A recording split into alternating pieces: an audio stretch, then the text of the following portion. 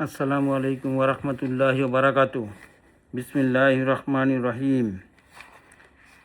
হযরত Muaz Johani রাদিয়াল্লাহু আনহু হইতে বর্ণিত আছে যে রাসূলুল্লাহ সাল্লাল্লাহু আলাইহি ওয়াসাল্লাম বলিয়াছেন, যে ব্যক্তি কোরআন শরীফ পড়িবে এবং উহার উপর আমল করিবে, তাহার পিতামাতাকে কিয়ামতের দিন এমন এক তাজ মুকুট পরানো হইবে, যাহার আলো সূর্যের আলো হইতেও অধিক হইবে।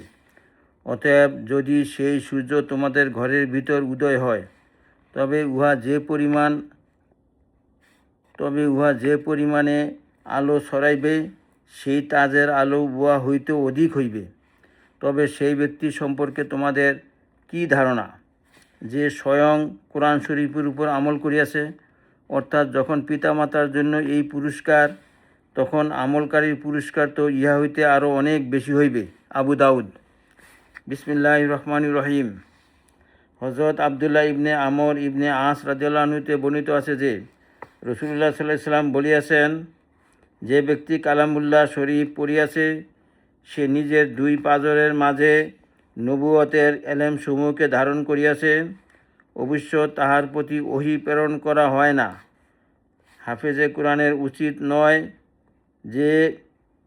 যে গোস্বাকারীর সহিত গোস্বা করিবে, অথবা মূর্খের ন্যায় আচরণকারীদের সহিত মূর্খের ন্যায় আচরণ করিবে, কারণ সে নিজের মধ্যে আল্লাহ তাআলার কালাম ধারণ করিয়া রাখিয়াছে। মুস্তাদরাকে হাকেম তরগিব। বিসমিল্লাহির রহমানির রহিম। হযরত জাবের রাদিয়াল্লাহু আনহু হতে বর্ণিত আছে যে নবী করিম সাল্লাল্লাহু আলাইহি ওয়াসাল্লাম বলিয়াছেন, এলেম দুই প্রকার। এক, ওই এলেম যাহা অন্তরে প্রবেশ করে, ইহাই উপকারী এলেম। দ্বিতীয়, ওই এলেম যাহা শুধু জিহ্বার উপর থাকে, অর্থাৎ আমল ও এখলাস হইতে খালি হয়। উহা আল্লাহ তাআলার পক্ষ হইতে মানুষের বিরুদ্ধে তাহার অপরাধী হওয়ার প্রমাণস্বরূপ। অর্থাৎ এই এলেম তাহাকে দোষী সাব্যস্ত করিবে যে জানা সত্ত্বেও আমল কেন কর নাই। তরগিব। বিসমিল্লাহির রহমানির রহিম। হযরত উকবা ইবনে আমের রাদিয়াল্লাহু আনহু বলেন, রাসূলুল্লাহ সাল্লাল্লাহু আলাইহি ওয়াসাল্লাম আসিলেন, আমরা সুফাতে বসিয়াছিলাম। তিনি বলিলেন, তোমাদের মধ্যে কে ইহা পছন্দ করে যে প্রত্যহ সকালে বুধহান অথবা আকিক বাজারে যাইবে, আর কোনো গুনাহ যেমন চুরি ইত্যাদি ও আত্মীয়তার সম্পর্ক ছিন্ন করা ব্যতীত দুইটি অতি উত্তম উটনি লইয়া আসিবে? আমরা আরজ করিলাম, ইয়া রাসূলুল্লাহ সাল্লাল্লাহু আলাইহি ওয়াসাল্লাম, ইহা তো আমাদের প্রত্যেকেই পছন্দ করিবে।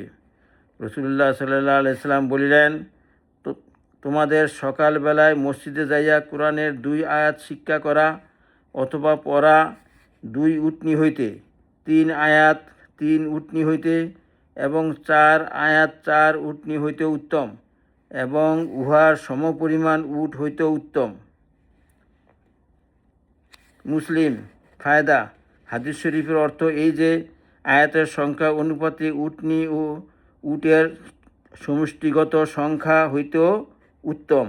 যেমন 1 আয়াত 1 উটনি এবং 1 উট উভয় হইতে উত্তম।